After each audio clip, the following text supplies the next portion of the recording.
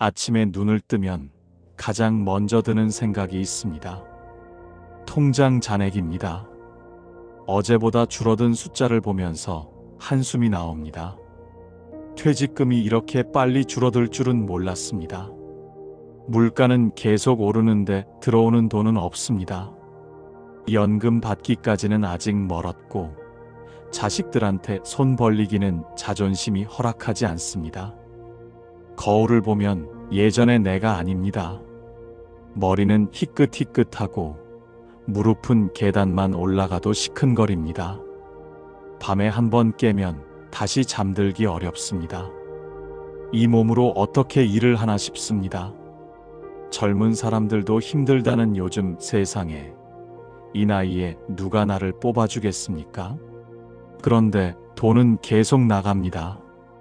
병원비, 관리비, 식비, 보험료 하나하나가 만만치 않습니다.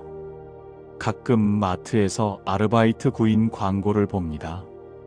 편의점 야간 알바 공고도 눈에 들어옵니다. 손이 가려다가도 멈춥니다. 30년 넘게 회사 다니면서 관리자로 일했던 사람이 이제 와서 시급받으며 일한다는 게 자존심이 허락하지 않습니다. 하지만 현실은 냉정합니다. 이대로 가다가는 몇 년 버티지 못할 것 같습니다.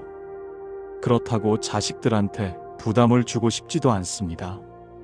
밤마다 잠 못 이루며 고민합니다. 지금이라도 일을 해야 하나. 하지만 이 체력으로 이 나이에 무슨 일을 할 수 있을까? 이 고민 혼자만 하는 게 아닙니다. 오늘은 이 깊은 고민 속에서 우리가 어떻게 마음을 다스리고 어떤 선택을 할 수 있을지 부처님의 가르침과 함께 이야기해 보려 합니다. 이 영상이 도움이 되신다면 구독과 좋아요 부탁드립니다. 여러분의 작은 응원 하나하나가 더 좋은 콘텐츠를 만드는 힘이 됩니다. 그리고 댓글로 여러분의 고민도 나눠주세요. 우리는 혼자가 아닙니다. 함께 지혜를 나누며 이 어려운 시기를 헤쳐나갈 수 있습니다. 먼저 우리가 지금 어떤 상황에 놓여 있는지 정확히 바라볼 필요가 있습니다. 회피하고 싶은 현실이지만 직시해야 합니다. 부처님께서도 말씀하셨습니다. 고통을 인정하는 것이 해결의 첫걸음이라고. 은퇴 후의 삶이 이렇게 힘들 줄 몰랐습니다. 젊었을 때는 생각했습니다. 퇴직금도 있고 연금도 있고 그동안 모아둔 것도 있으니 넉넉하지는 않아도 그럭저럭 살 수 있을 거라고. 하지만 현실은 달랐습니다. 의료비는 예상보다 많이 듭니다. 몸이 예전 같지 않으니 병원 갈 일이 잦아집니다. 간단한 검사 한 번에도 몇십만 원이 나갑니다. 자식들 결혼 자금 보태주고 손주들 용돈 주고 명절이면 집안 어른으로서 챙겨줄 것도 많습니다. 거절하기가 어렵습니다. 평생 가장으로 살아왔는데 이제 와서 형편이 어렵다고 말하기가 쉽지 않습니다. 그렇게 하나둘 돈이 나가고 어느새 통장 잔고는 바닥을 보이기 시작합니다. 그러다 문득 계산을 해봅니다. 지금 이 속도로 쓰면 몇 년이나 버틸 수 있을까? 계산기를 두드리다가 손이 떨립니다. 생각보다 시간이 많지 않습니다.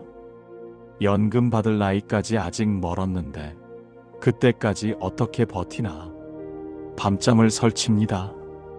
그래서 생각합니다. 일을 다시 시작해야 하나? 하지만 몸이 말을 듣지 않습니다. 아침에 일어나면 온몸이 뻐근합니다. 오래 서 있으면 허리가 아프고 무거운 것을 들면 다음날 꼼짝도 못합니다. 젊었을 때는 밤새 일해도 끄떡 없었는데 이제는 조금만 무리해도 며칠을 끙끙댑니다. 건강검진 결과지를 보면 이것저것 주의하라는 말이 많습니다. 혈압약을 먹고 당뇨 관리를 해야 하고 무릎 관절도 조심해야 합니다. 이런 상태에서 매일 출퇴근하고 하루 8시간씩 일한다는 게 가능할까? 두렵습니다. 더 큰 문제는 자존심입니다. 30년을 넘게 한 회사를 다녔습니다. 말단 사원으로 시작해서 임원까지 올라갔습니다. 부하 직원도 수십 명 거느렸고 중요한 결정을 내리는 자리에 있었습니다. 업계에서도 이름이 알려진 사람이었습니다. 명함 내밀 때마다 어깨가 으쓱했습니다. 그런데 이제 편의점에서 도시락 데우는 일을, 마트에서 카트 정리하는 일을, 아파트 경비 일을 해야 한다니 머리로는 압니다. 일에 귀천이 없다는 것을, 모든 일이 소중하다는 것을. 하지만 마음이 받아들이지 못합니다. 예전 동료들을 마주칠까봐 두렵습니다. 후배들이 나를 볼까봐 걱정입니다. 그들의 눈빛에서 동정이나 안쓰러움을 읽고 싶지 않습니다. 차라리 모르는 동네에서, 아무도 나를 모르는 곳에서 일하고 싶습니다. 하지만 그것도 쉽지 않습니다. 먼 곳까지 출퇴근할 체력이 없기 때문입니다. 밤마다 침대에 누워 생각합니다. 왜 이렇게 됐을까? 더 열심히 모아둘 걸. 더 계획적으로 준비할 걸. 후회가 밀려옵니다. 하지만 과거는 돌이킬 수 없습니다. 지금 이 순간 선택을 해야 합니다. 일을 할 것인가 말 것인가, 체력을 선택할 것인가, 자존심을 지킬 것인가, 아니면 둘 다 내려놓고 현실과 타협할 것인가. 이런 고민 속에서 부처님의 말씀을 떠올려 봅니다. 부처님께서는 모든 고통에는 원인이 있고 그 원인을 이해하면 고통에서 벗어날 수 있다고 하셨습니다. 지금 우리의 고통은 어디서 오는 걸까요? 첫 번째 고통은 집착에서 옵니다. 과거에 대한 집착입니다. 예전의 내 모습, 예전의 내 지위, 예전의 내 위상. 그것들이 진짜 나였을까요? 부처님께서는 말씀하셨습니다. 모든 것은 변한다고, 무상하다고. 젊음도, 건강도, 지위도, 재산도 모두 변합니다. 변하지 않는 것은 없습니다. 우리는 변화를 받아들이지 못해서 괴롭습니다. 예전의 나로 돌아갈 수 없다는 사실을, 시간이 흘렀다는 사실을, 상황이 달라졌다는 사실을 인정하기 싫어합니다. 그래서 과거에 매달립니다. 과거의 영광에 매달립니다. 하지만 그럴수록 현재는 더 고통스러워집니다. 과거의 직함은 이제 의미가 없습니다. 퇴직하는 순간 그 모든 것은 사라졌습니다. 명함도, 직책도, 권한도 모두 내려놓았습니다.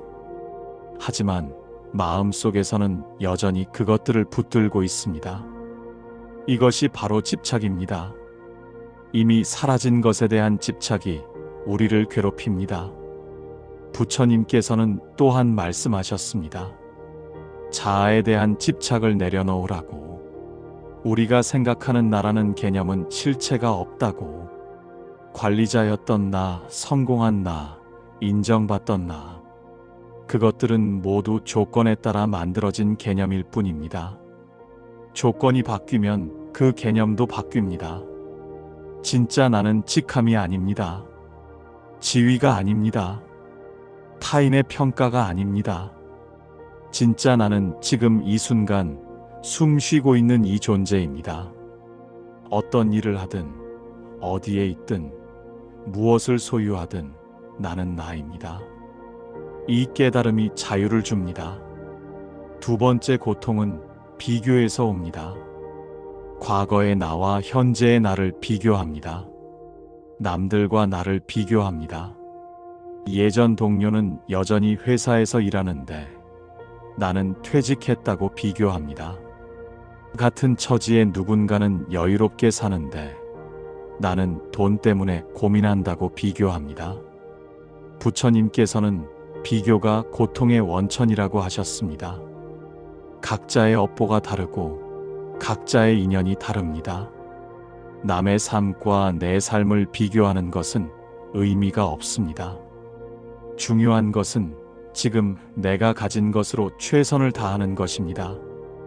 편의점에서 일하는 것이 부끄럽습니까? 누가 그렇게 정했습니까? 사회가 만든 기준, 남들의 시선, 그것들이 우리를 올가맵니다. 하지만 부처님께서는 모든 일이 평등하다고 하셨습니다. 높은 일도 없고 낮은 일도 없습니다. 다만 우리 마음이 그렇게 나누는 것입니다. 성실하게 일하는 것, 그 자체가 존엄합니다. 자신의 힘으로 생활하려고 노력하는 것, 그것이 바로 정진입니다. 부처님께서는 게으름을 경계하셨습니다.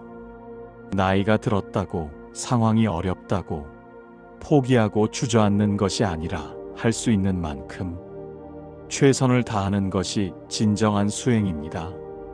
세 번째 고통은 탐욕에서 옵니다. 더 많이 가지려는 욕심, 더 좋은 것을 원하는 마음. 물론 기본적인 생활은 유지되어야 합니다. 하지만 우리는 종종 필요 이상을 원합니다. 남들만큼 살아야 한다는 생각, 체면을 지켜야 한다는 생각이 불필요한 지출을 만듭니다. 부처님께서는 중도를 말씀하셨습니다. 극단적인 고행도 아니고 극단적인 쾌락도 아닌 적절한 중간의 길입니다. 우리 삶에도 중도가 필요합니다. 무리하게 일해서 건강을 해치는 것도 극단이고 경제적 현실을 외면하고 불안 속에 사는 것도 극단입니다. 내 몸이 감당할 수 있는 선에서, 내 마음이 평안할 수 있는 선에서 적절한 균형점을 찾아야 합니다. 하루 8시간이 힘들면 4시간만 일해도 됩니다. 육체 노동이 힘들면 가벼운 사무 보조도 있습니다. 풀타임이 부담스러우면 주말만 또는 특정 요일만 일해도 됩니다. 완벽한 해결책은 없습니다. 모든 것을 만족시키는 선택은 없습니다. 하지만 최선의 선택은 있습니다. 지금 내가 할 수 있는, 내 상황에 맞는, 내 건강을 해치지 않는 범위에서의 최선, 그것을 찾아가는 과정이 바로 수행입니다. 부처님께서는 또한 무소유를 말씀하셨습니다. 하지만 이것은 아무것도 가지지 말라는 뜻이 아닙니다. 소유에 집착하지 말라는 뜻입니다. 돈이 있으면 감사히 쓰고 없으면 없는 대로 살아가는 것입니다. 가진 것에 매달리지도 않고 없는 것을 한탄하지도 않는 것입니다. 자존심도 마찬가지입니다. 자존심은 소유할 수 있는 것이 아닙니다. 지켜야 할 무언가도 아닙니다. 진정한 자존감은 외부에서 오는 것이 아니라 내면에서 옵니다. 내가 나를 존중하고 내가 하는 일을 존중할 때 비로소 진정한 자존감이 생깁니다. 그렇다면 구체적으로 어떻게 해야 할까요? 부처님의 가르침을 현실에 어떻게 적용할까요? 몇 가지 단계를 나눠서 생각해 봅시다.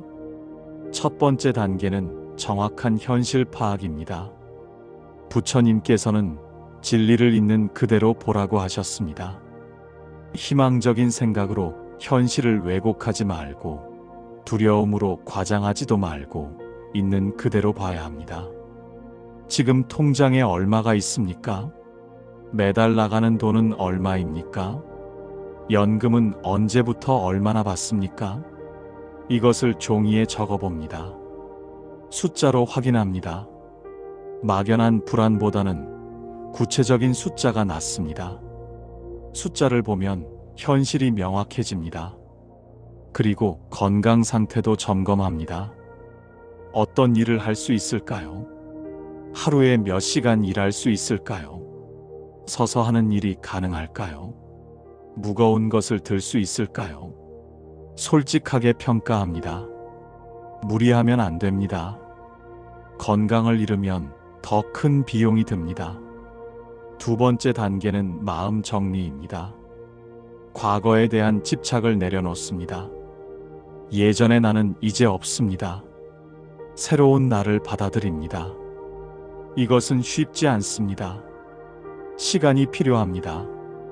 하지만 반드시 거쳐야 할 과정입니다. 매일 아침 명상하듯이 자신에게 말합니다. 나는 과거가 아니다. 나는 지금 여기 있는 이 사람이다. 어제의 직함은 중요하지 않다. 오늘 내가 무엇을 하느냐가 중요하다. 이렇게 반복하다 보면 서서히 마음이 변합니다. 타인의 시선에 대한 두려움도 내려놓습니다. 사람들은 생각만큼 우리에게 관심이 없습니다. 각자 자기 삶에 바쁩니다.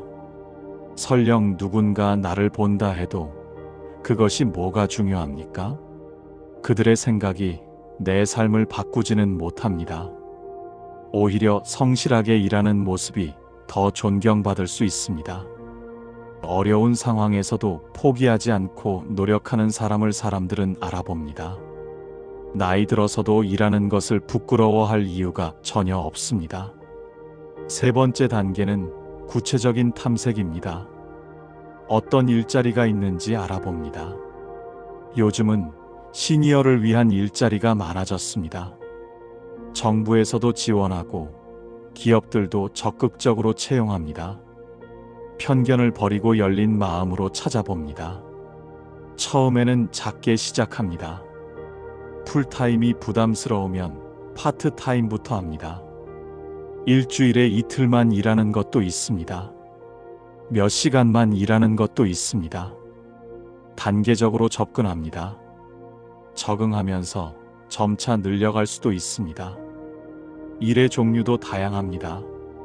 경비, 미화, 배달, 택배 분류, 사무보조, 상담, 교육, 컨설팅.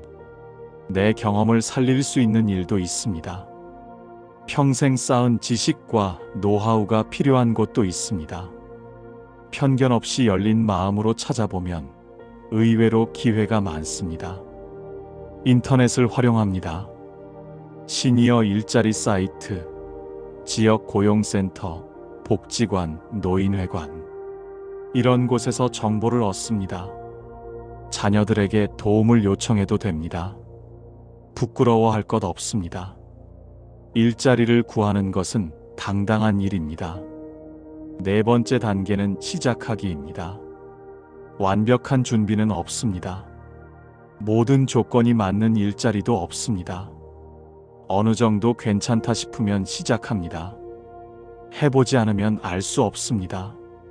막상 해보면 생각보다 괜찮을 수도 있고 안 맞으면 바꾸면 됩니다. 첫날은 힘들 것입니다. 낯선 환경, 새로운 사람들, 어색한 일, 모든 것이 어색합니다. 하지만 며칠 지나면 익숙해집니다. 한 달 지나면 자연스러워집니다. 시작이 반입니다. 일하면서 자신을 관찰합니다. 몸은 괜찮은지, 너무 무리하고 있지는 않은지, 스트레스는 감당할 만한지 수시로 점검합니다. 무리하면 안 됩니다. 건강이 최우선입니다. 필요하면 조건을 조정하거나 다른 일을 찾습니다. 그리고 중요한 것은 일 자체를 수행으로 받아들이는 것입니다. 부처님께서는 모든 행위가 수행이 될 수 있다고 하셨습니다. 걷는 것도 먹는 것도 일하는 것도 모두 수행입니다. 마음을 어떻게 먹느냐에 따라 달라집니다. 일하면서 감사하는 마음을 가집니다. 일할 수 있는 건강에 감사합니다. 나를 필요로 하는 곳이 있음에 감사합니다. 하루하루 살아갈 수 있는 힘을 주심에 감사합니다. 이렇게 감사하며 일하면 고통이 기쁨으로 바뀝니다. 재취업이나 알바를 시작하는 것은 끝이 아니라 시작입니다. 새로운 삶의 시작입니다. 과거와는 다른 삶 하지만 그것만의 의미가 있는 삶입니다. 돈을 버는 것도 중요하지만 더 중요한 것은 삶의 의미를 찾는 것입니다. 집에만 있으면 우울해집니다. 사람들과 단절되고 무기력해지고 자존감이 떨어집니다. 하지만 일을 하면 달라집니다. 규칙적인 생활, 사회적 관계, 성취감, 이런 것들이 삶에 활력을 줍니다. 처음에는 힘들 수 있습니다. 적응하는 데 시간이 걸립니다. 하지만 포기하지 마십시오.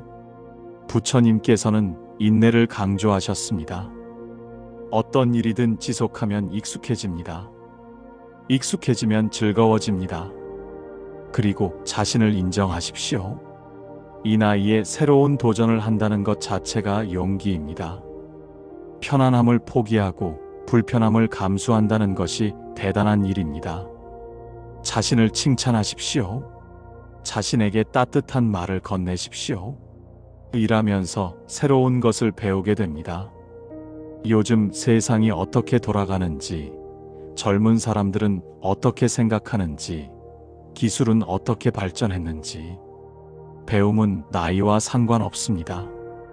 배우는 즐거움을 다시 느낄 수 있습니다. 무엇보다 자유로워집니다. 과거에 대한 집착에서 자유로워지고, 타인의 시선에서 자유로워지고, 자존심의 굴레에서 자유로워집니다.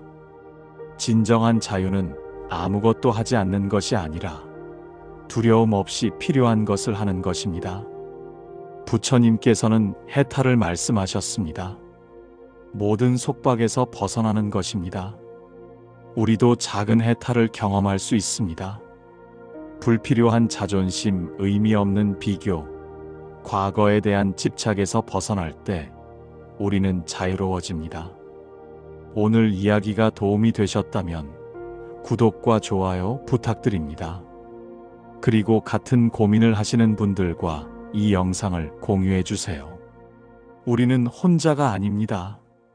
함께 지혜를 나누고 서로 격려하며 이 시기를 헤쳐나갈 수 있습니다. 여러분의 경험과 생각을 댓글로 나눠주세요. 여러분의 이야기가 누군가에게 큰 힘이 됩니다.